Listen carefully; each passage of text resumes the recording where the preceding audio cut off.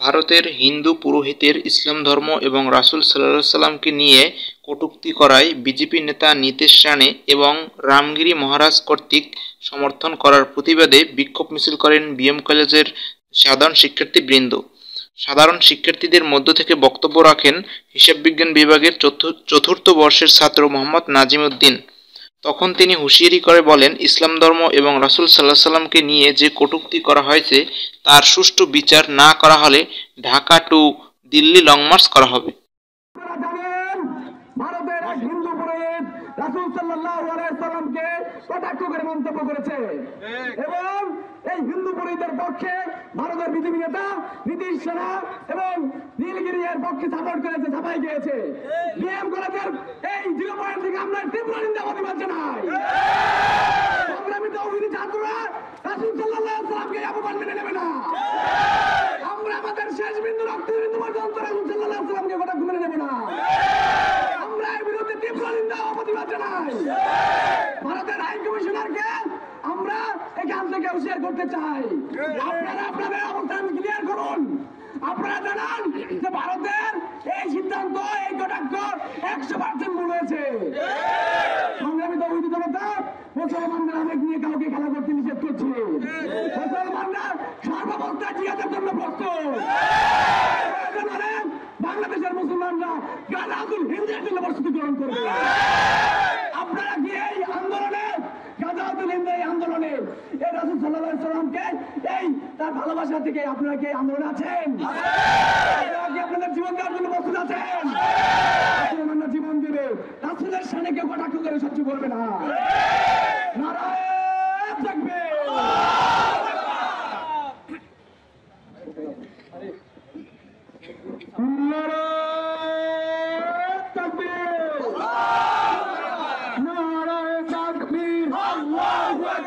দুনিয়ার মুসলিম আমার নেতা বিশ্ব নবীর মুস্তফা, বিশ্ব নবীর মুস্তফা, তোমার নেতা আমার নেতা,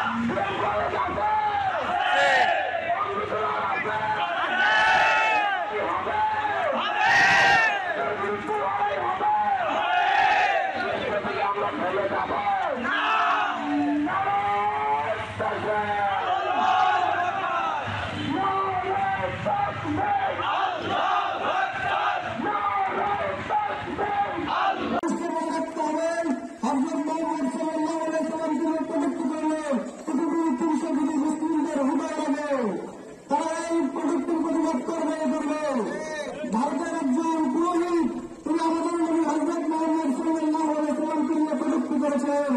তার আবার সমর্থন করেছে দুই বদমাশ বিজেপি রামগিরিয়ম অন্য একজন ভাইসন। আমরা বলতে চাই বিজেপি কোনো মানুষের দল নয়। পৃথিবী যেটা বদমাশ, পৃথিবী যেটা যুদ্ধবাজ, ইসলাম বিদ্বেষী মানুষের ব্যক্তি করে একটা বাইরে করেছে, তার নাম করেছে বিজেপি। বিজেপি আমরা অন্যের কাজ আমরা করবো, আমরা প্রতিবাদ যায় নিন্দা জানাই। একজন পুরোহিত করে অন্য একজন ধর্মের নবীকে অপমান করে, এটা আমার মাথায় ঢোকে নাই। যে যার ধর্মের বিশ্বাস নাই সে অন্য ধর্মের নবীকে নিয়ে কটূক্তি করতে পারে। মুসলমানদের প্রিয় নেতা হযরত মুহাম্মদ সাল্লাল্লাহু আলাইহি সাল্লামকে নিয়ে কটূক্তি করলে বিশ্ব মুসলিমদের নেবেন। প্রয়োজনে আমরা ভারতে যে লং মার্চ মুম্বাই চলছে, প্রয়োজনে আমরা সেখানেও সামিল হব। ভারতের মধ্যে জানান দিতে চাই আমরা মুঘলদের উত্তরসূরি। এই ভারতের পর্বে পর্বে মুসলমানদের প্রবেশনা রয়েছে। আজ বাংলাদেশের সব জায়গায় ভারতের বিরুদ্ধে স্লোগান উঠেছে। ভারতের দালালদেরকে হুঁশিয়ার করে বলতে চাই, এদেশের মাটিতে কোন হিন্দুস্তানিদের অনুশাসন হবে না, আগ্রাসন হবে না। বাংলাদেশ থেকে সরকারিভাবে এই ঘটনার তীব্র নিন্দা জানানোর জন্য আবেদন করছেন। বাংলাদেশে অবস্থিত ভারতের হাই কমিশনে প্রয়োজনে আমরা পদযাত্রা করব। আমরা শুধু বিজেপি নেতা নয়, পৃথিবীর সকল মুসলিম বিদ্বেষী, ইসলাম বিদ্বেষী মানুষকে জানিয়ে দিতে চাই, ইসলাম বিদ্বেষী মানুষদের ভেটি করার জন্য পৃথিবীর সব মুসলমান এক। পৃথিবীর মুসলমানরা যদি দাঁড়ায় তাহলে সেখানে বড় হয়ে যাবে। আমরা আমাদের ঐতিহ্যকে ধারণ করে সামনে গিয়ে চলেছি। আমরা মায়ের গর্ভ থেকে পৃথিবীতে ভূমিষ্ঠ হয়েছি যুদ্ধ করার জন্য। আমাদের ভয় দেখিয়ে কোনো লাভ নেই। আমরা জানি আমাদের ভয় দেখিয়ে সরকার নিজেই অন্ধকারে চালিয়ে যায়। আমাদের মিছিল বিকট অতীত থেকে অনন্তকালের দিকে এই মিছিলের কোনো শেষ নেই। আজ বেজমান করে সামনে থেকে বলতে চাই, আমাদের বেজমান করে আমরা বিভিন্ন সময়ে হিন্দুত্ববাদীদের নানা কর্মে দেখেছি। তাদেরকে হুঁশিয়ার করে বলতে চাই, এদেশের আইনকে অমান্য করে, এবং এই কলেজের আইনকে অমান্য করে, প্রশাসনকে অমান্য করে কোন কাজ করলে সেটা কেউ জনতা মেনে নেবে না। সকল ইসলাম কর্মী মানুষকে বলতে চাই, আপনারা আর কখনো ইসলামের দিকে, ইসলামের নবীর দিকে আঙুল তোলার সাহস দেখাবেন না, তাহলে সে আঙুল আমরা ছুঁড়ে ফেলব। আপনারা এতদিন মুসলমানদের শুধু দুর্বলতা দেখেছেন, মুসলমানরা বিভিন্ন সময় অপমানিত হয়েছে, লাঞ্ছিত হয়েছে, এখন থেকে মুসলমানরা প্রতিবাদ করবে। আমরা ফিলিস্তিনকে মুক্ত করব, আমরা ভারতের কামাই থেকে আমাদের সেই হারিয়ে যাওয়া ঐতিহ্যকে রক্ষা করব, আমরা আমাদের বাংলা মসজিদের ঐতিহ্য ফিরিয়ে আনবো।